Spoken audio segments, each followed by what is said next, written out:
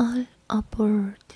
One day, a young man came to put up at my hotel, the Mason House, located in a faraway town called Millestown.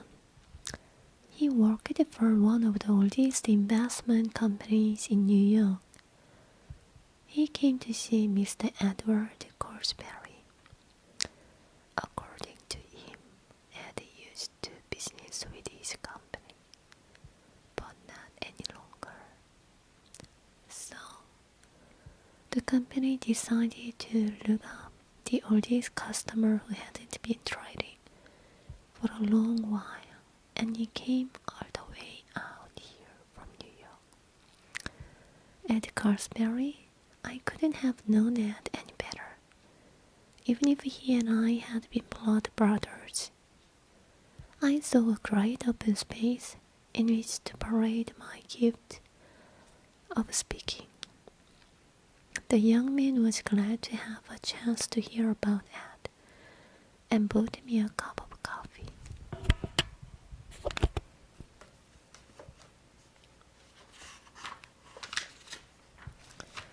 Ed was 60 last month. He and I went to school together.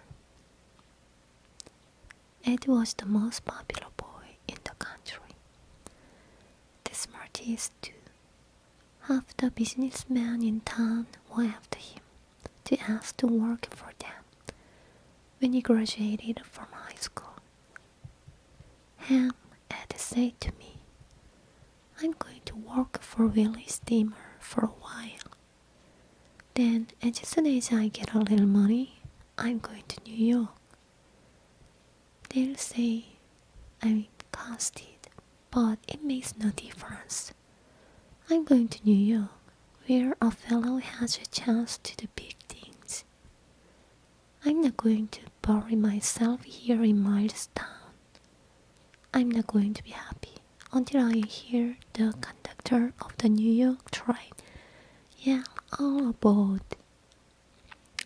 Ed worked in Willie Steamer's hardware store for a year and did so well that Willie's offered him a job as a partner. Ed refused for a first time, saying that he didn't want to be tied down. Just then, Willie's tied and Willie's widow begged Ed to take over the business for a while, because that was all Willie's had left to her and the 3 children. In the end, Ed agreed that he'd stay a little longer.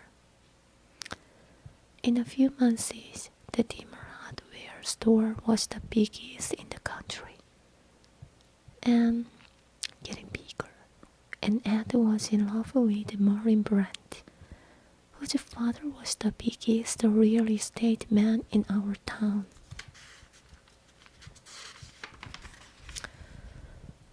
I'm only staying a while longer, Ed often told me, and then Maureen and I are getting married and moving to New York.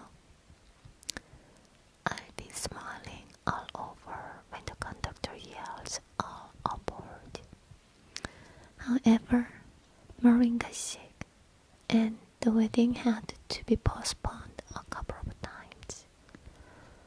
When they did get married, the doctor advised that it would not be good to move her so close to the ocean as New York for a year or so anyway.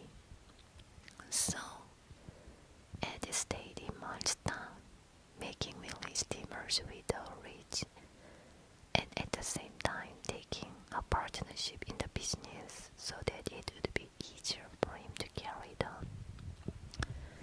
Of course, he was getting well of himself too.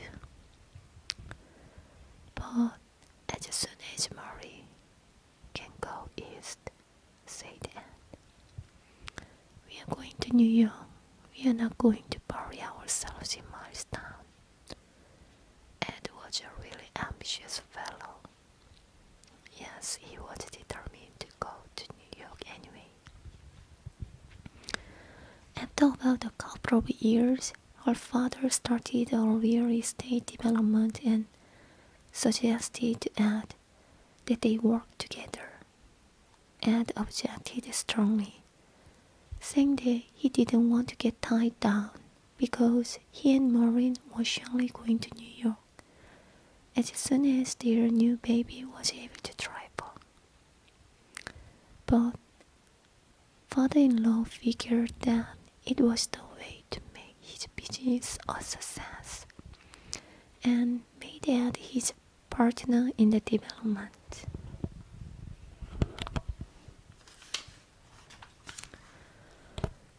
Of course, you may wonder why the people of Milestown didn't tell Ed to go on to New York if he didn't like it here. But you have to remember that Ed was one of the fellows who got away with that kind of thing. And besides, the people of Milestown just didn't want to lose Ed because he was like a lucky charm of a war something. Everything he got into, no matter whether he wanted or not, went big, and people trusted him. For instance, the real estate development in which everybody had invested their good money was doing really fine. Just then, all of a sudden, ketchup brand Maureen's father died. No one but Ed was to take on Ketchup's work. Furthermore, all Ketchup's money was in the development. And now that it came to Maureen, Ed had to get down to it. I don't guess Milestone has ever had a bigger money maker than the development, but Ed remained unsatisfied.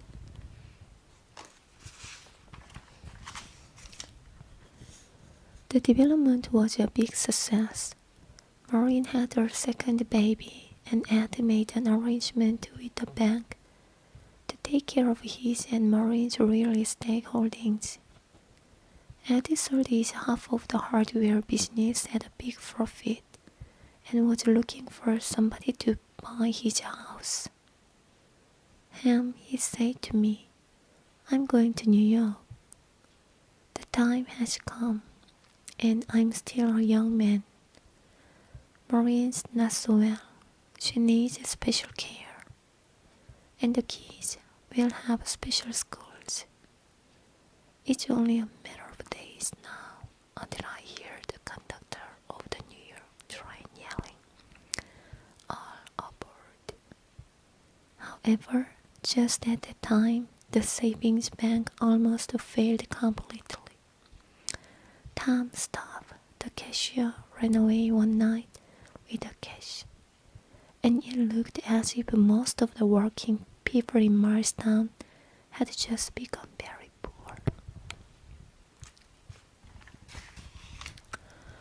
It certainly looked for a while as if the savings bank would have to be closed up. While the poor people were anxious to punish Tom Staff, the thing they were thinking most about was saving the bank somehow, and they naturally insisted that Ed do something. Maureen, who by this time was prepared to go to New York, made Ed take charge of the bank. Ed had no bank experience, but he needed no one to help him. He just took charge, and the bank did just what everything else did. It just did what Ed wanted it to do. It took time, but Ed saved it. He became the president of the bank. It's the biggest saving bank today. But when Ed took the head of the bank, he came to me and said that no matter what happened, he was going to New York, and nobody could stop him. I couldn't help laughing a little. Then that young man from New York asked me if he could find Ed at the savings bank. I said no. The young man couldn't find Ed because Ed had gone to New York. Ed died last week, a stroke.